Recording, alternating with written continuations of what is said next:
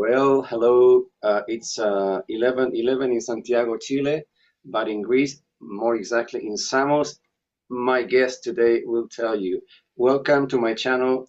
This is Christian Landaeta from Chile, as you know, and we are today with uh, Thanasis Oikonomopoulos. Welcome. Yes, thank you very much for the invitation. I'm really happy to be here.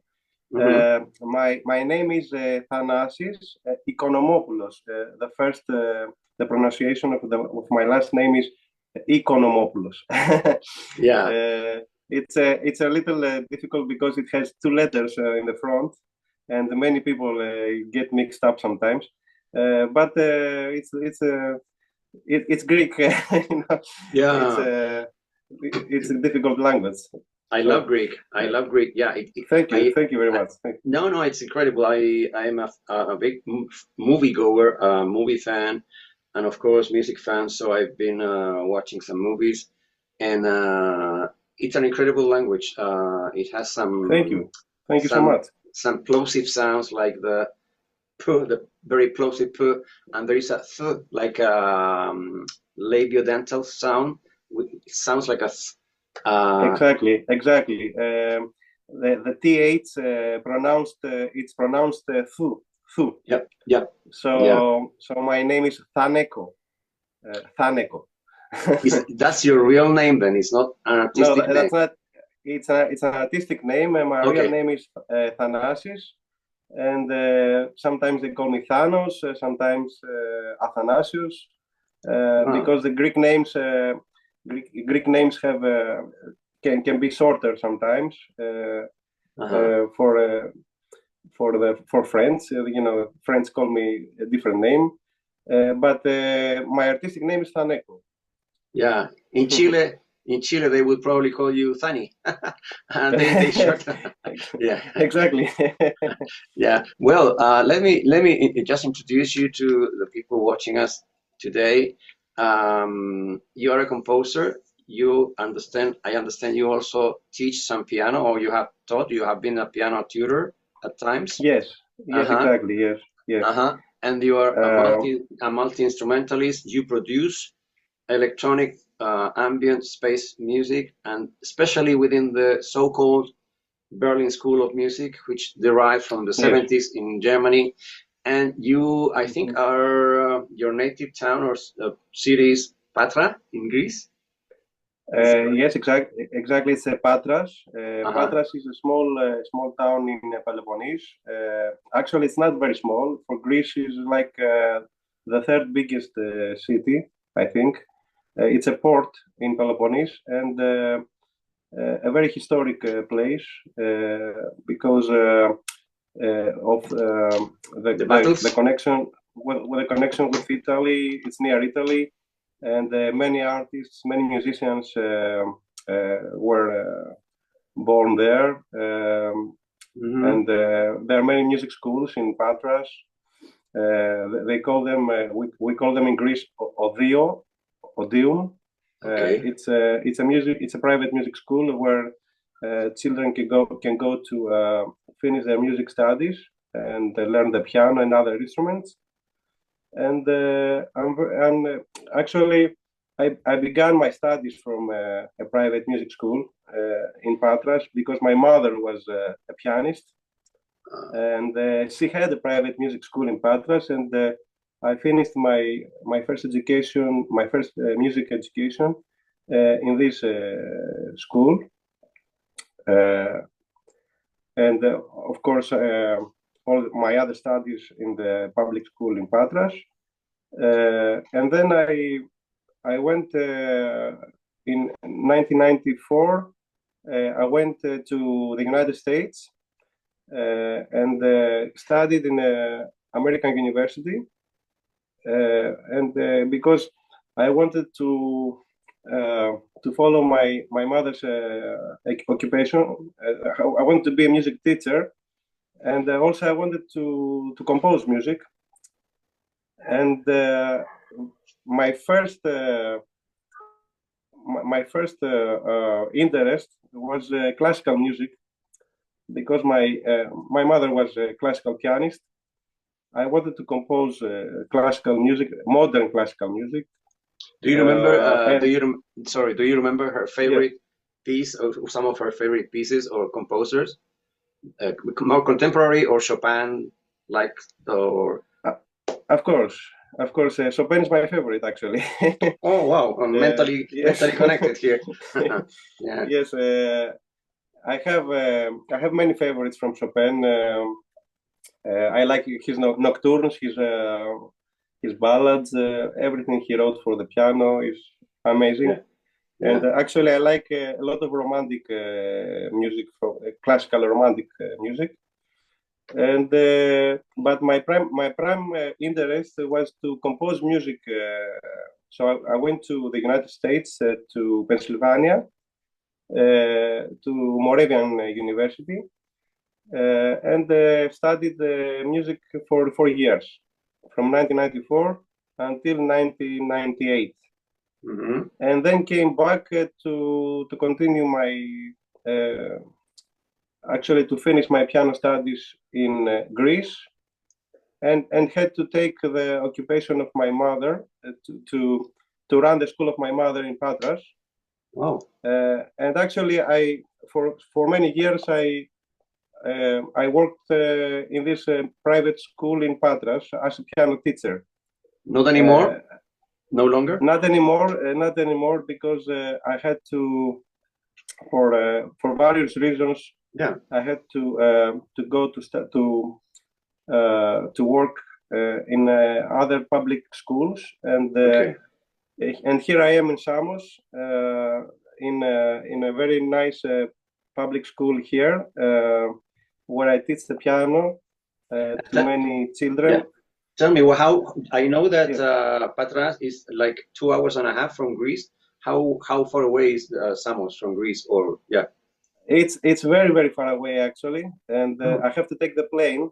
I have to go to Athens first, and then I have to take the plane from Athens to go to Samos, and it's like going to a different country. Actually, I think it's one of the furthest places in Greece, because it's very, very close to Turkey. If you see in the map, it's really far away. But this is going to be only temporarily. In September, I'm coming back to Patras because I'm continuing my work there, and because I have my studio there, my home studio, where I keep all my synthesizers and my music equipment. Is it your own personal studio, or you produce music? Do you have productions in your studio for other people as well? No. I used to record other bands in the music school of the private music school that I had. But right now I only record myself, my own compositions, my own work. Yeah. Okay. So when you speak about public schools, do you refer to schools controlled by the state, or is it the other way? Because in England it's the other way. It's like private schools. No. Public schools. I mean the schools of the government. The elementary schools. And children can get scholarships and things like that. Can children get scholarships, like they get? Not scholarships. They can get in the university, not in the schools. No, not in schools. Okay. Yeah. Well, let me contribute with some extra information. Of course. Thaneco, you have, I see, 5 important releases. Well, if people want to check your music, they should go to Bandcamp. But some of your albums are Cosmic Atlas, I think is the most recent one. Structures on Mars, Journey to, this is, how you say this word? I forgot this. Ithaca? No. Ithaca is the English word. For the Greek language is Ithaki. Ithaki, okay. Ithaki is the island where. Yes, there's a story behind this album. Actually, Kavafis, the poet Kavafis from Greece, wrote a very famous poem about Ithaki, about Ithaca. and it's about the journey that one has to take to complete his mission in life, his goals, and the ultimate journey that never ends. Okay. And this is one of the first albums I did for Syngate. It's a double album. It's two albums. Yeah, two part volumes, one yeah. and part two. Yes. The first one was the Cretan tapes. I was in Crete at that time, where I wrote the Cretan tapes. It's more with rhythms, more rhythmic, with drum machines, more a little different than the other albums. And my last two albums, the Structures on Mars, and my latest one, Cosmic Atlas, are more in the Berlin School type of music, inspired by all the usual famous artists like Tangerine Dream, Vangelis, Klaus Schulze, Jean-Michel Jarre. There are many different elements. I see. Yeah, I can hear those. In fact, I was very well impressed when I got the sample of the new album last two weeks ago, and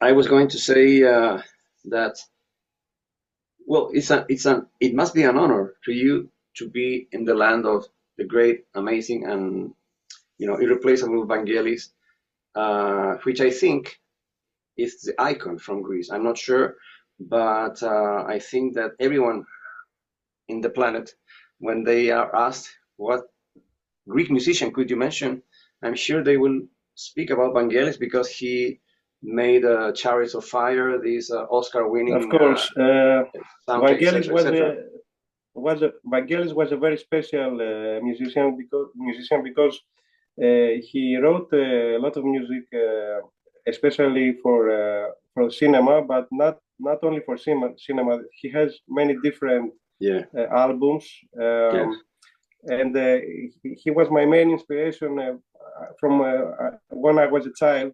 I was looking at his pictures in the studio. He was surrounded by all these synthesizers around him, and I was always impressed by his talent, that he could play all these instruments and improvise in such a way that no one else could. He had a great talent in improvisation, and because if you know, he could not read notes. He was playing this music from his talent. He could not read actual music notes. Yes. And I was really impressed by his talent. He was a really a great musician and a great man, a great character. If you allow me to say, that is the aspect of Vangelis that I always wonder about, because most of his pictures, he looks so serious. So I think I found a couple of interviews on YouTube, and he seems to have been like a very kind and not friendly, but very normal person. But in most of his pictures, he looks very serious. Of course, he looks serious, but from what I know, when he was among friends, he was a very kind and open person. He was inviting his friends in his house in France, and he was very open to conversations and generally a very good person. Yeah. And yes. You were telling me that you were inspired by him since you were a child. Do you remember what track or what album did you first heard? Of course, I think the obvious one, Chariots of Fire, and many other music, especially his documentaries. He did the documentary music for Cousteau. That when I was a child, the TV was playing this documentary from from Cousteau. I think his name is Jean Cousteau. Yes, and he had the music from Vangelis, and I didn't know at that time that it was Vangelis music until many years later, and I still remember that feeling because his music was very cinematic and was going very well with the documentary, and of course all his other albums. Yeah. He always had a concept behind what he was writing. His music was very attached to the picture. He was looking at something and he could play the music that he was looking, the picture that he was looking. Yeah. Like I understand what you try to say. With no there was no intention, but it was natural in him. The music flows from him in those music days. Flowed exactly. Music flowed from him. Yeah. And I think he said that in an interview that he was the medium from the music for the music that flows through him. Yeah. Yeah. I think that I read it somewhere. Yeah. Yes. Well, if you allow me to, let me go back to my my questions about you, because Vangelis is a great man. We could talk about him for a long time. As long as I know, Thanasis means eternal life. Let me ask you something. Is there more? Is this more than a chosen name for your music, or do you believe in this Thanasis? Yeah, it's a philosophical kind of question. Yeah. Yes, that's a very good question. Music is comes from the soul, and of course everybody has questions about life.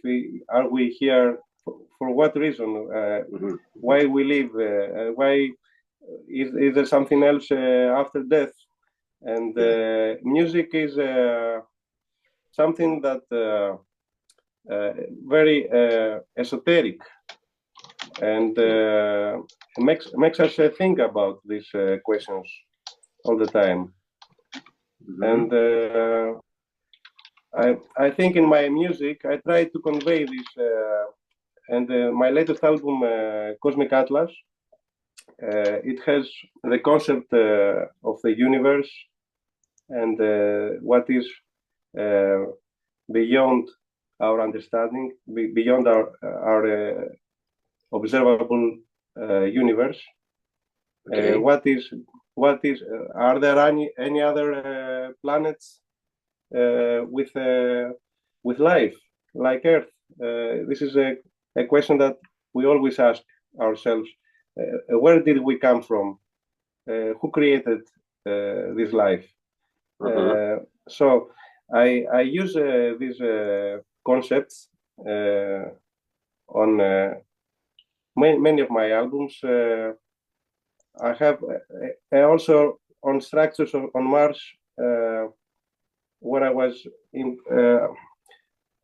was very impressed and very curious about the pictures from NASA from Mars with all these strange objects from the mountains and from the terrain.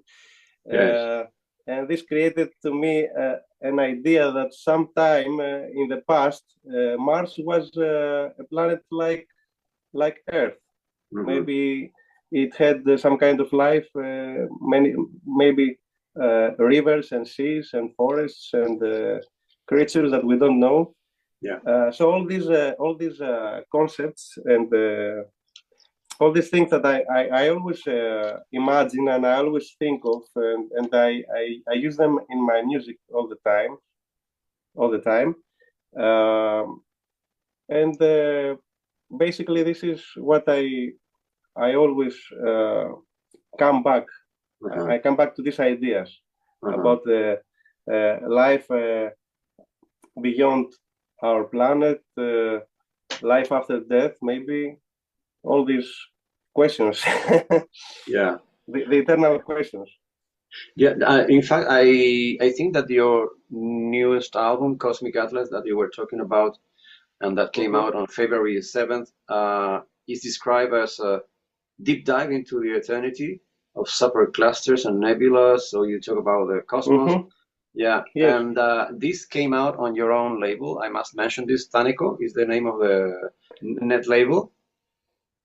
I have a label for my own music because I have a Bandcamp page where I post my solo works. I also have collaborations with other musicians from other countries, like Romerium. Romerium is a composer from the Netherlands. Other people also, Steve Hillman, English composer from English composer, and also Dusk. You have something with Dusk. Dusk, of course, he's a composer from England also. Yes. So, and I like collaborations because I meet other people, other cultures, and it's nice to be able to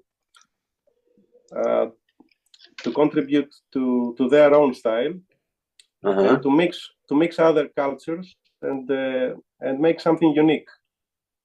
You have also, and I think that sometimes it's a good, it's a very interesting to have something like this, a mixture of different cultures, different ideas. Yeah. I wanted to share this image of the music that you wrote for a movie. I understand this movie wasn't released. Rebirth. Yes, that's an old album. There was supposed to be a movie from a friend of mine. He was going to release it, but he didn't actually release it for his own reasons. I think it was financial reasons. But I wrote the music, and it was one of my first projects actually for a film. The film was by you help me here, Valantis Angelopoulos. That's the best I can do. No. Yes, Valantis Angelopoulos, exactly. That's his name. That's his name, yes. And there is a guitar player, Statis Bonanos. Statis Bonanos is my cousin, actually. He plays classical guitar, and he's now a doctor in England. Okay. But he's an excellent guitarist. He has the diploma in guitar, and he actually contributed very much to this album. Okay. Now, if we move on to your own concepts again, let me mention Terpander or Terpanthros, who is known as a legendary poet and a musician who maybe started it all. But Apollos and Orpheus were also there at the beginning of this Greek mythology. How do you connect with mythology and all these characters? I know very little about them except from the myth that everybody knows about. Is there anything about them in your music? Yes, of course. I wrote an album, The Myths of Patras. It was one of my first albums that I posted in Bandcamp. And other albums as well, Okeanides, about the nymphs of the Greek nymphs from the nymph of the ocean. I have many albums inspired by Greek cult mythology, exactly. And I always liked Greek mythology and mysticism, Greek mystical mysticism, mythology, yes, all these stories. Yeah, I understand. I just mentioned 3 characters because I've been reading about them. In fact, not very long ago, I presented a very interesting album by, maybe you know them, Paul Ellis from the United States and Per Tomhav from Denmark. They made an album based around the concept of Orpheus, a very beautiful Berlin school-oriented album as well. And which is there one of them who is more relevant? Orpheus, you know, what's the truth of the Greek tradition? Because you have more than one historical character or mythological character, if you want, related to the beginning of the first poet and musician. Who was the first one in reality? Actually, this is not very clear because there are many stories about authors, and we know very little about it. We know that, for example, Pythagoras made the monochordo. Okay. Monochordo is an instrument with one string, and from this one string he made the interval, the musical intervals. Okay. That we all know now, and we have on the guitar and with other instruments. So many mathematical concepts of music began in Greece. Many inventions, Greek inventions, instruments began here, and now all these mythologies inspired me to write a lot of music. And of course, Pythagoras is not a mythology. We all know that he's a real person. He did a lot for mathematics and music. And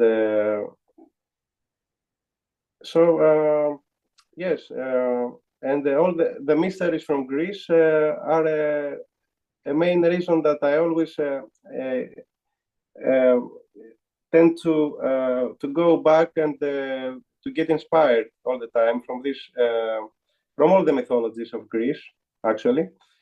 And I have other albums that I'm going to release in the future based on the Greek mythology.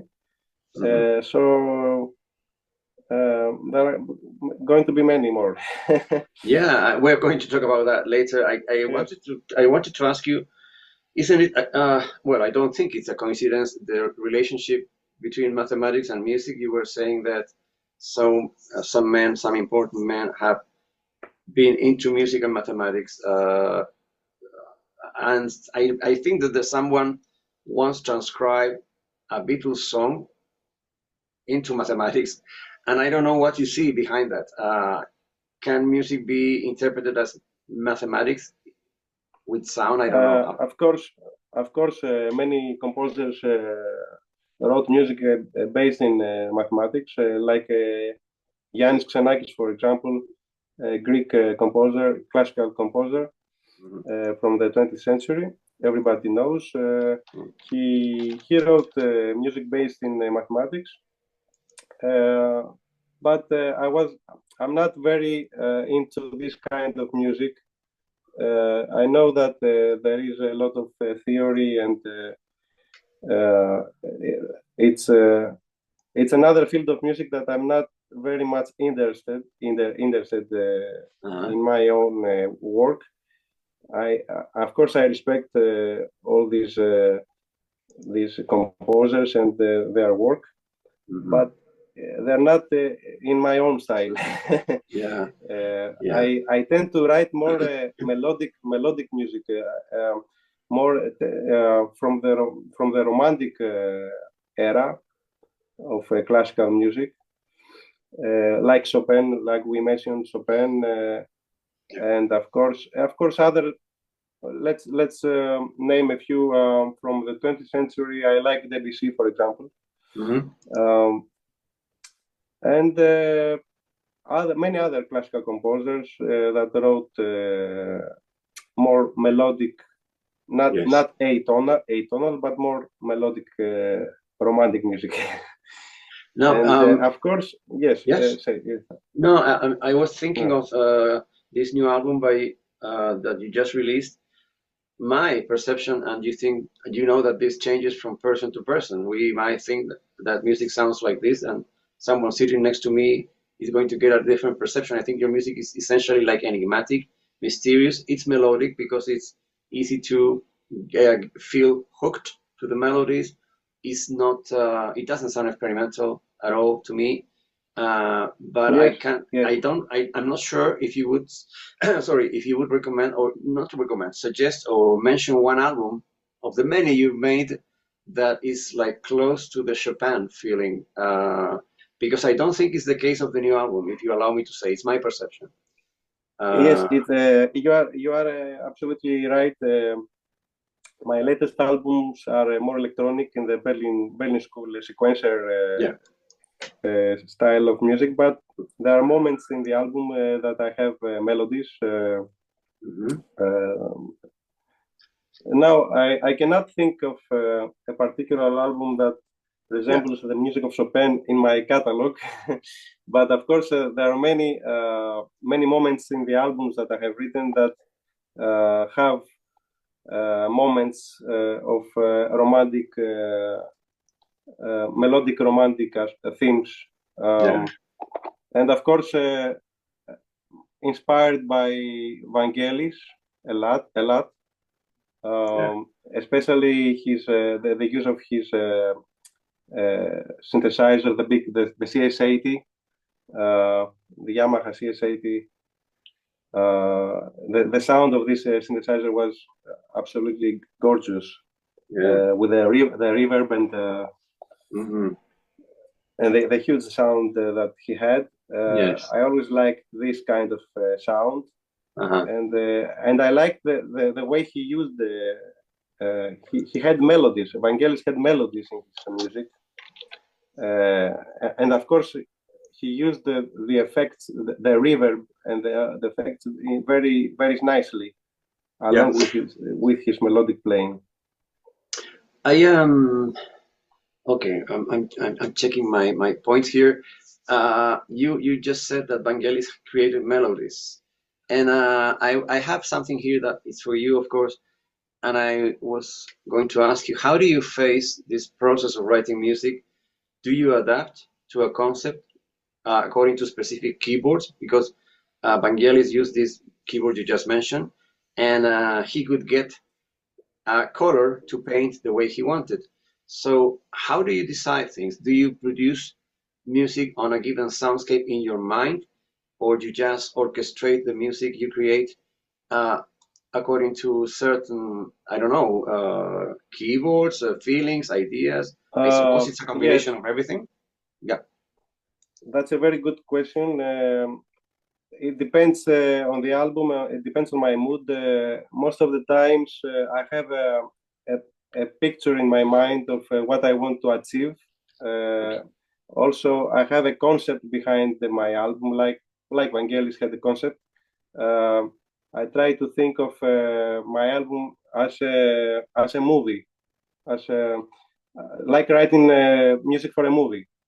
So it's like looking at the screen, looking at a movie, and writing music at the same time. Many music composers did that. For example, one composer, John Carpenter. I don't know if you know him. Of course, he wrote music for films. Yeah, very famous films. His first films were only him playing the synthesizers. He was looking at the screen at the same time, and he was composing the music. That is the feeling that I try to have when I write music. I like having the picture in my mind, like looking at a movie, like having the movie in my mind. For some reason. I understand, but I suppose that what you're describing must be not difficult, but it takes different abilities, because Joe Carpenter made his own movies, Halloween and all the rest, and he was making music for his own images. I don't know what came first. I suppose that the movie first. But then I was going to ask you, did you ever felt like making movies, like real movies, or it's just the way you're describing your process? Would you like to create a movie with music of your own? Of course, I always wanted to create music for films, and that's why I started this project back there with Thanasis Oikonomopoulos.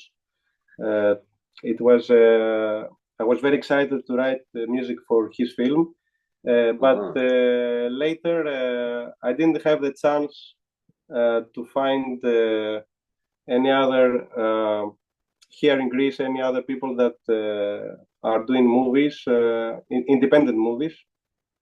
So I abandoned this thought of making film music. But I suppose in the future I will do it sometime. I just need the right people. To find the right people here in Greece, because it's a very small country, and here there are not many opportunities like in the United States or other countries, and especially when you live in Patras and in smaller cities, there are less opportunities like this. Maybe sometime in the future I will move somewhere else and meet other people and do this, because it is always my dream to make something for the screen, music for a film. Okay, let me ask you not a tricky question, but I see that you probably like movies, I suppose, and I do. Of I course. am a big two of the most important things in my life are music and movies, and then comes photography, but I'm just an aficionado.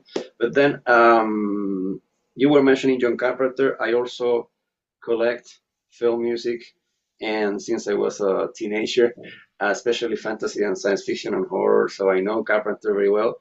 But is there a movie that you really like and that you maybe would like to create, as some people have done so far, like in the nursery, the Humberstone twins in England? They've made music for many silent movies, some very important ones like The Cabinet of Dr. Caligari. Is there a movie, maybe not so old, that you would like to create optional soundtrack, so to speak? Not Blade Runner, certainly, because Blade Runner is perfect. Maybe you agree. Blade Runner is such a beautiful and powerful score. Yeah. Yes, I would like to. I don't have something in my mind right now. Okay. A specific movie. Yeah. You mean movies from the past, from the 80s? Yes. Yes. Movies that exist that you would like to. That exist. Yeah. Yes. I don't know. I suppose a movie about science fiction. I like science fiction a lot. Something about something like Stranger Things. I don't know if you know this from. Yes. It's a very not from good the 80s. It's a new series from Netflix. Stranger Things. The music is very good. But what about Metropolis by Fritz Lang? Metropolis, of course. It's a great movie. It's a great movie. Yes. A big challenge. That would be very interesting. Actually, yes. Yeah. Well, you know, there's a guy from the disco era who's very famous, who took the challenge, and luckily he rebuilt the movie, and it's Giorgio Moroder who ended up rebuilding the whole movie. They found the lost segments of the movie, so yeah, he made an incredible electronic score. Yeah, well, let me ask you something else. Do you make music as a purpose, as a need? What is the purpose of making music? You wanted to follow in the steps of your mother, who used to be a piano teacher, which you became. Where do you go there? Actually, from what I remember, from when I was a child, I was looking at my mother playing the piano, and I think that my first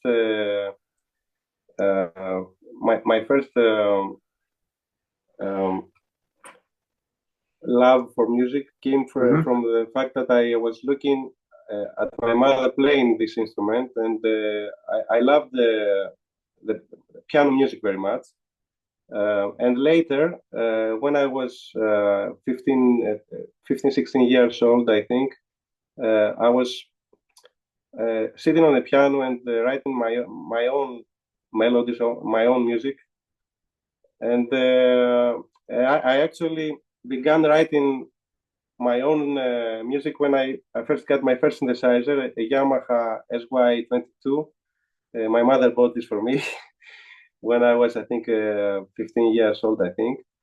And I wrote my first music in tapes.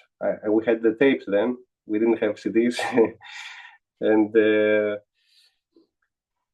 with it was a really a great experience to make music with just one synthesizer and a tape recorder.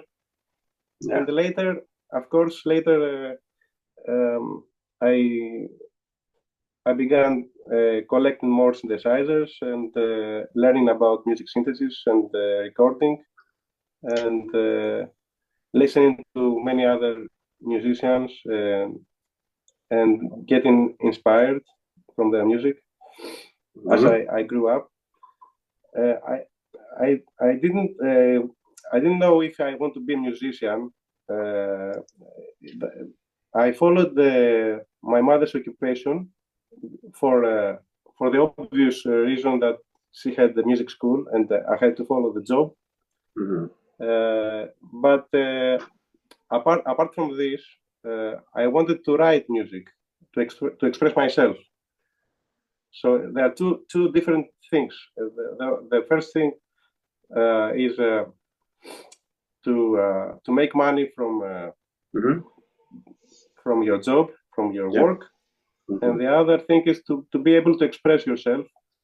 So there are two different sides of the occupation of music occupation. Yeah. Going back to Cosmic Atlas, the new album, you invited a very interesting musician that I checked a little bit, and he has, of course, his own website, and there are some incredible videos, I must say. So I suggest that the people watching this should check. Excuse me, here I go. Socrates Vodskos, is that right? So Socrates is a Greek name. Vodskos, his last name. Yeah. He's actually a very good friend of mine, and he teaches saxophone here in Samos, to the same school that I'm teaching. So we're colleagues, and I invited him to participate in this album because we're very good friends, and he's a very good musician. And he has also, yes, that's him. And he's a great talent. He's a great talented musician. He has his own jazz band in Greece. He has made a lot of records, especially in vinyl. But you know what? I was surprised because he's not only a musician. This is the part that I really felt fascinated by. He's an archaeoacoustics researcher of ancient ritualistic caves of Greece. Wow, that's so much. There you can make incredible music. Yeah. He's also, yes, exactly. He likes Greek culture, and we have the same interest in music. So that's why we're very good friends. But this archaeoacoustics, I must say, sir, I must say the archaeoacoustics I'm familiar with. Archaeoacoustics, exactly. Yes, he actually went in a cave. He went in a cave, and he recorded his music, playing a folk instrument. I think it was a folk.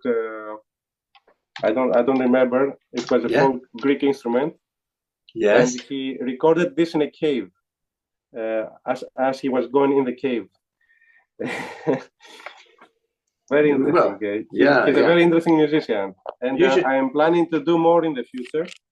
Okay. To do more albums in the future with Socrates, and of course other albums maybe in a different style than this one. We'll see in the future. Hey, you know what? You should take some of your synthesizers into those caves. Maybe something different and special comes out of that. Yes, it will be a different experience, of course.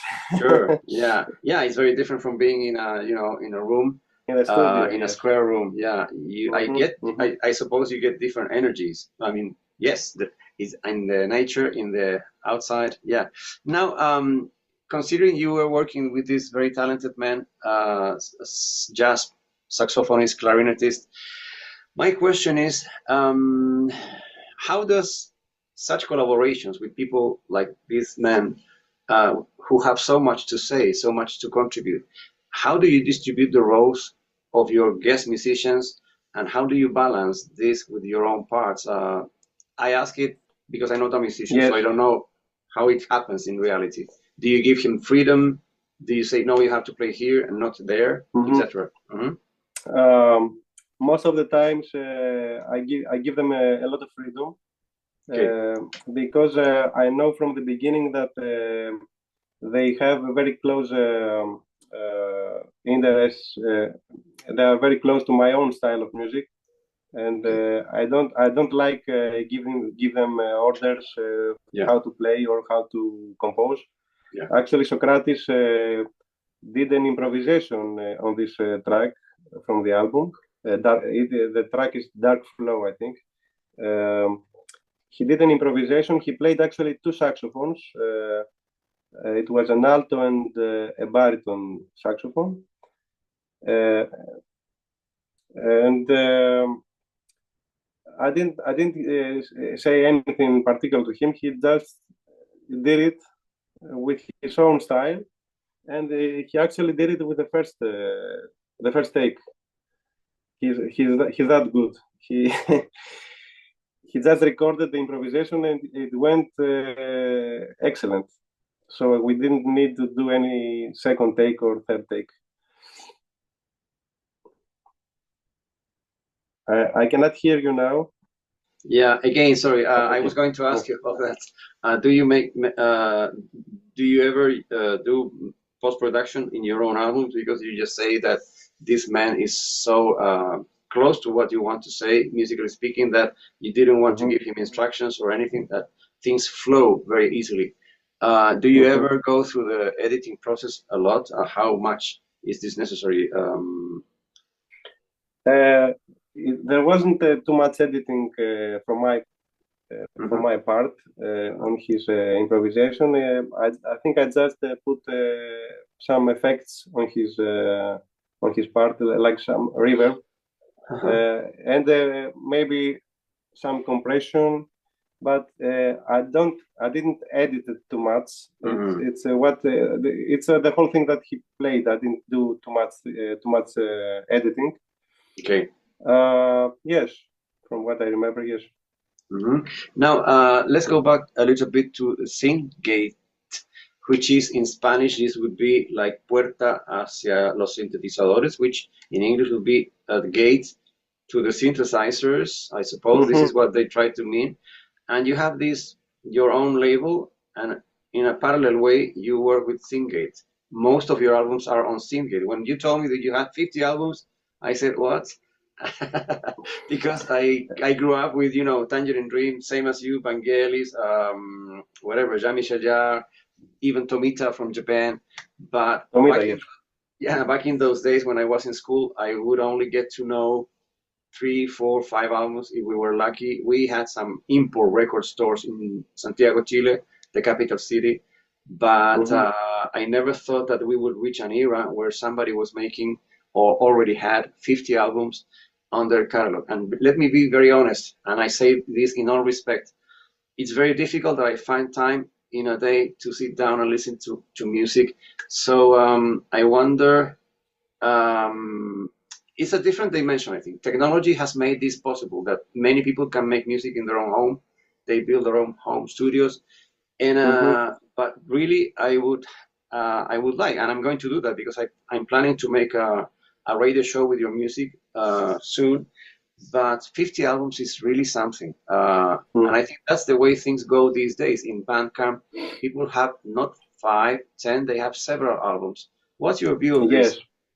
You are absolutely right. We live in times that it's very easy to make music because everybody has a personal home studio, and with a few not a lot of money. You can build your own home studio and do a lot, and even without any synthesizers with just free software synthesizers from the internet, you can just create amazing things, and you don't need to have to be rich to buy a lot of synthesizers to create great music, because actually great music doesn't come from expensive equipment. I think good music comes from the musician, from what you can express, from what you can give from your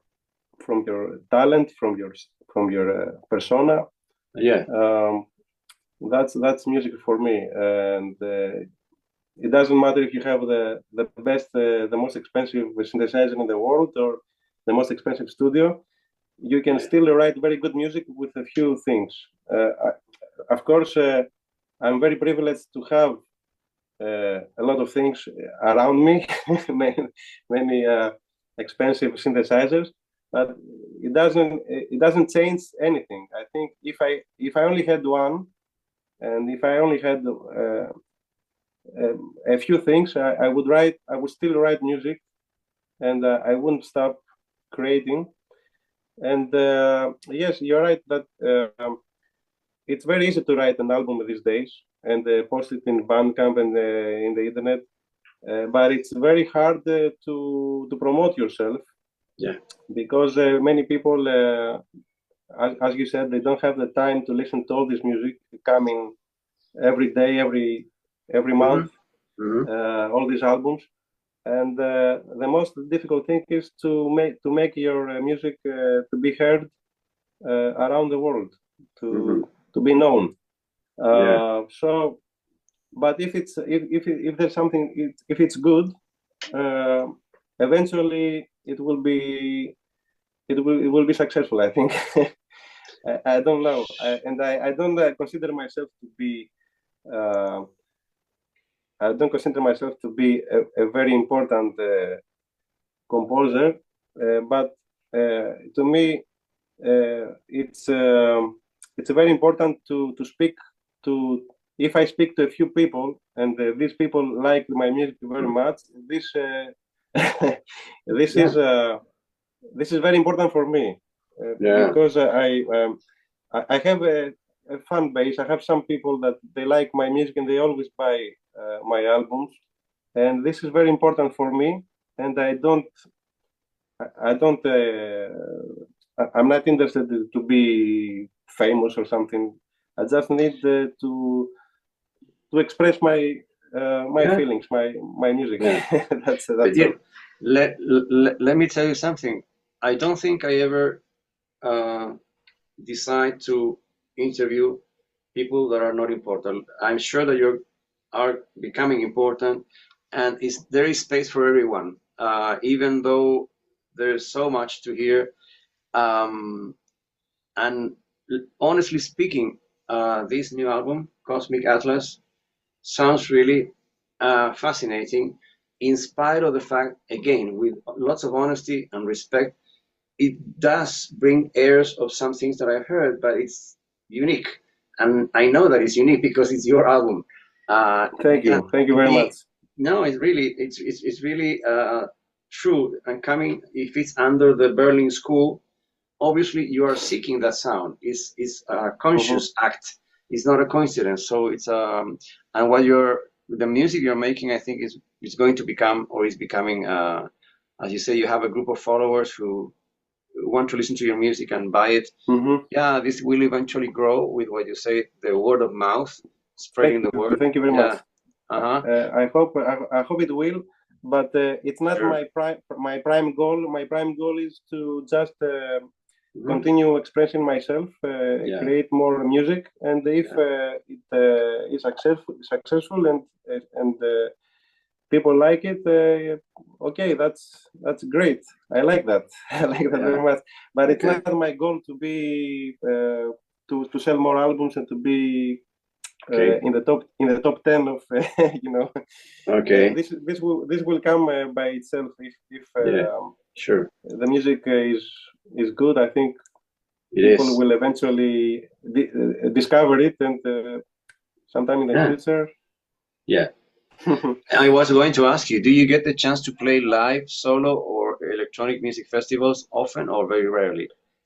Very rarely, because of the fact that I don't have too much time because of my work in the schools, and because of moving from my town to Samos and from Samos back to Patras. I have too much work to do, and I don't have time for concerts. But of course, in the future, I'm thinking of maybe do some concerts here in Greece, and why not maybe some concerts abroad. Sure, I hope you do. Now, going back, I forgot mentioning when we were talking about the Singate label, there are people that I think are familiar. I'm familiar with, like Michael Bruckner. He's a legendary name. Yeah, maybe this label Synthgate sometimes labels create organize festivals, and that would be a nice opportunity. Now, to going back to the Greek music tradition, I wanted to mention some musicians that I found that I discovered through my continuous exploration. There's one guy that was released on a very interesting American label that is Hearts of Space, where I found Paul. I think the last name is Avierins. Is I would Avierinos. Yeah. Avierinos. Okay. Yes, Avierinos. Paul Avierinos. Yes, I think I heard his name. Yes. Yes. Okay. Yeah. Yeah, and we also have, in relation to Vangelis, Aphrodite's Child, of course, who were revolutionary with their album 666. I don't know if you ever got. Yes. Yeah, you must have heard. Yeah. Amazing. One of my favorite, actually, from Vangelis, from this period of Aphrodite's Child. It's actually a progressive rock album. Yes. And there is also a concept behind this. Yes. And there is Irene Papas. Sorry about the pronunciation. Irene Papas, of course. He's on the album yes, too. The singer. Yeah. She's on the album too. Yes. Yeah. And well, you also mentioned Xenakis and Theodorakis. And Theodorakis is yes, a classical composer. He wrote music for also music for films, and he also wrote songs here in Greece and classical music symphonies. Yes. And you also have in the more, I wouldn't want to use the word commercial, but he became massive. Yanni, he's a streamer. Yanni, yes, he's a different composer. I think you're talking about Yanni from Kalamata here in Greece, the famous musician. Yeah. The pianist. Yes. Yeah. He's a new age composer. Yes. Yes. Yes. But I suppose I actually liked his music when I was young. I was very much inspired by his piano playing and the melodies he created. Actually, and then, but his style of music is more in the pop music, not in my own style of writing. But nevertheless, he's very good. He writes very good music. Yes. Yeah, I'm sharing the image of the album that became more popular when I was playing the role of the music director at Futuro or Future FM here in Chile between 89 and 96, where we were playing all the time Vangelis and Tangerine Dream and Ashra Temple, Ashra, etc. And this Keys to Imagination is the album that I think he made his own big way in America, especially. You know that this album came out on the private music label, and the story behind that label is back in those days, there's someone you know that was administrating the label, and that is Peter Baumann of Tangerine Dream. Really? I didn't know that. Yeah, the label Private Music. If you explore private music, there are many interesting artists there, like Andy Summers from The Police. He made incredible albums Lucia Huang, a Japanese New Age artist, and David Van Tichem, who used to play with Laurie Anderson. So there's an interesting era of private music where Yanni was releasing his music. What about today's platforms? I myself, I'm not a Spotify user or anything like that. I really think, if you allow me to say this, and if you don't like me saying it, I'm going to say it just the same. I like the physical thing. I'm an old, don't want to say aging, but I'm an old guy who grew up with vinyl in his hands, same as you. Maybe you're a little bit younger though, but I think digital music, for me, I think that you may suffer an accident. You pile files and files and photos. So I prefer to have the real thing. Yeah. What is your feeling about this platform? Yeah. Yes, I don't like Spotify, or I don't use these platforms. No. I only like Bandcamp because it's very easy to post an album and to attract many followers and to sell your album better. And I like the physical also. I like the physical thing. I like collecting CDs. I don't have vinyl. For practical reasons. Yes. I don't listen to vinyl, but I like the sound from the vinyl. And the warm sound. Yeah, that's what they say. Now, what I meant is that the younger generations are facing this reality where they have access to millions or billions of names, while in my days, it's not a complaint. We could concentrate on, let's say, 10 electronic musicians, and that was good. We could follow them and see their evolution. But whenever I ask people, because I'm a teacher here as well, who's your favorite artist or band? They don't have favorite artists because they listen to millions all the time. So I don't know. Yeah, when you have a lot of choice, nowadays you have a lot of choice to listen to many different styles and many different artists, and it's very hard to follow something really close, to have a favorite artist, because when you have a lot of choice, there is a lot of chaos. There was a time when you could buy an album, a CD album, and you was learning about the artist, about how he made the album, the booklet. You had the booklet. You could read many things about how he made the music. So the physical thing is very nice to have in your collection, and but of course the MP3s are an easy way to listen very fast, to learn many different artists that you could not do this back then in the 80s and in the 90s. It was very hard. Nowadays it's very easy to learn about new music. And what do you listen to? The time to What apart from electronic music, what do you usually listen to in your free time, or what do you like to do in your free time that is not related to your time music? Yes, I actually don't listen very much to other people's music because of when I have free time, I sit down to play to compose and to create my own stuff. But when I have some free time, when I listen to other people's music, I like the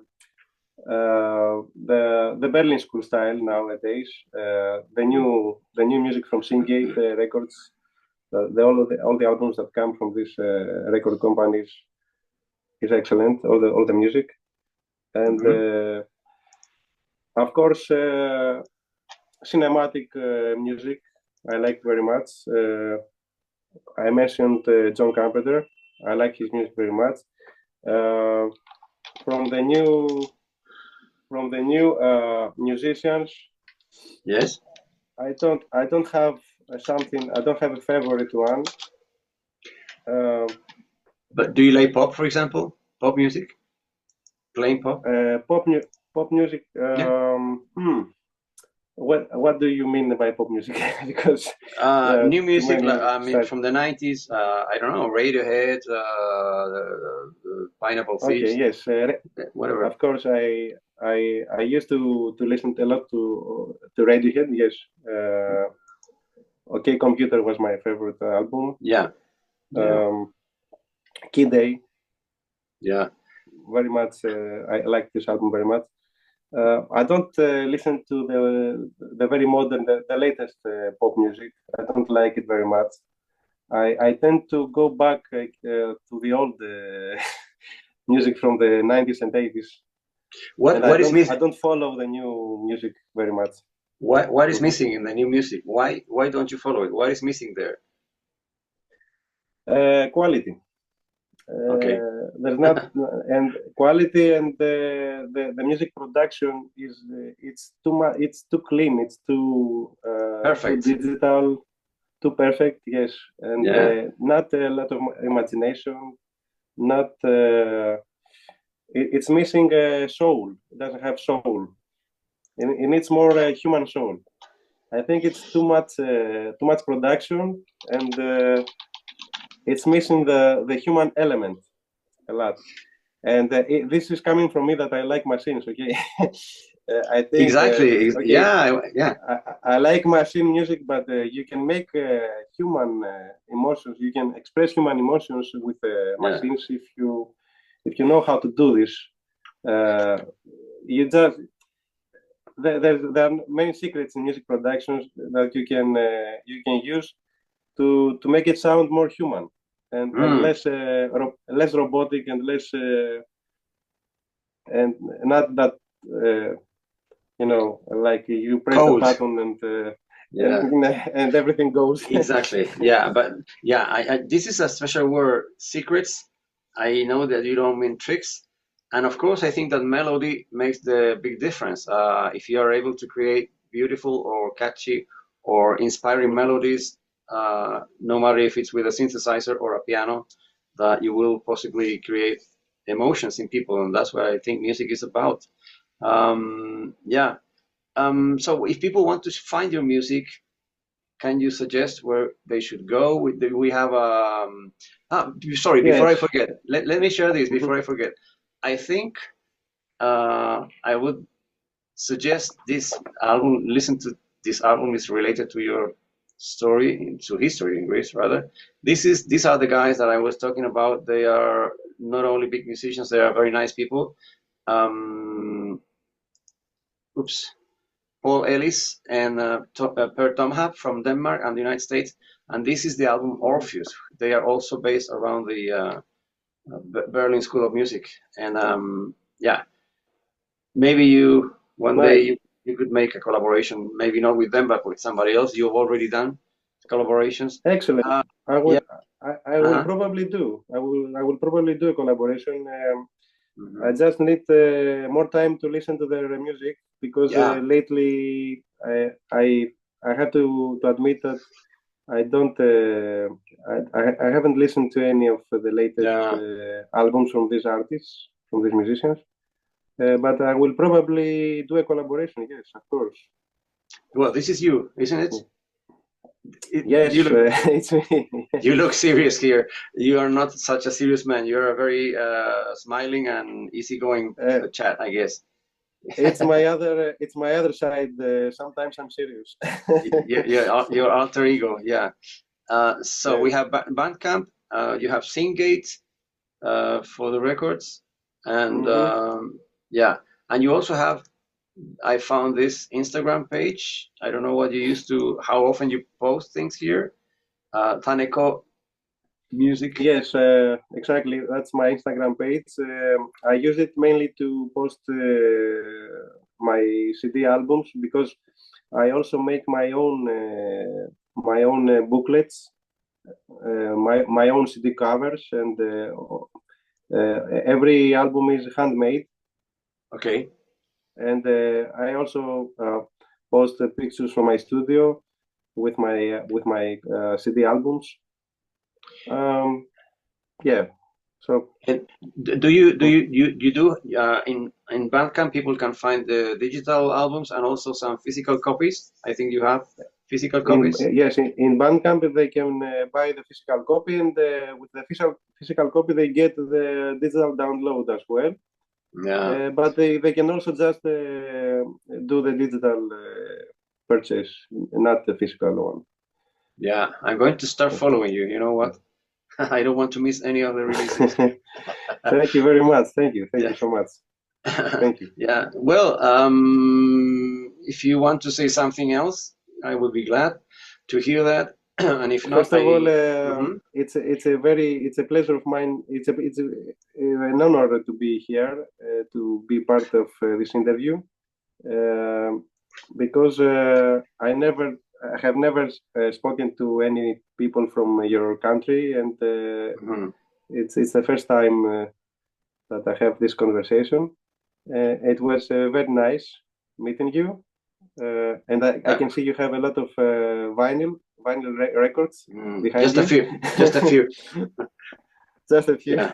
Yeah, you know, I have to my right, there are 3 boxes of only electronic music albums. You find the most typical one, and there is a Greek artist that I didn't find the time to show it to you because it's an independent pressing. Really? I'm going to send it later. I'm going to send you a picture because it's a very interesting piano and synthesizer player from Greece. I'm not sure how many albums he made, but yeah, I have a few vinyls around, as you say, including the Greek pressing of Rhapsodies by, you know what, I was glad that I could play that record back in 1986. I think it came out in 86, and I had the chance to play it on a special show that I used to have on Concierto FM, this fantastic album where Irene Papas does a recitation, I think, at the end, in the closing track, which is really, really, really amazing. Yeah. So thank you. You are far less serious than the picture I just showed, and I wish you good luck. I understand that you don't want to become famous, but to me, you are famous in the little space called Bandcamp that will eventually take you abroad, maybe play live, because I think it's you deserve that. So good luck, and thank you for the time and interest. The honor is mine. The honor is mine. Yeah. Thank you very much. Thank you. Don't hang up. Don't hang up. One last thing. Can you, what is something that you could say in Greek? Because I said I really like the language. Do you have any idea of what the next album and when? Well, you just released one album. What do you think? Actually, I'm about to release another album next month. It's a collaboration with my friend Romerium from the Netherlands. It's going to be called the Interstellar Tunnel, and it's inspired by the Aztecs, the Mayans and the Aztecs. Wow! And it's again a concept around the culture of the Mayans and the pyramids, the Aztec pyramids, and the connection with the Mayans with space and aliens and, and this kind of stories. Sorry, who is the collaboration with? You mentioned the name. Romerium is his name. Okay. He's from the Netherlands, and he also has a Bandcamp page where he has his own works. I have done many collaborations with Romerium, and they're very successful. He's a very good musician. And the name of the album is Stellar Tunnel, you said? Interstellar Tunnel. And that in Greece would be like what it sounds like in Greek? That would be very difficult for Greek. Really? Tunnel, diastriko tunnel. Wow. Yeah. Diastriko tunnel. Okay. Good. Well, good luck in that project and all the rest of the coming projects. Thanks a lot for your time again, and yeah, keep making good music. Don't hang up. Thanks. I'm going to just stop the recording. Yeah.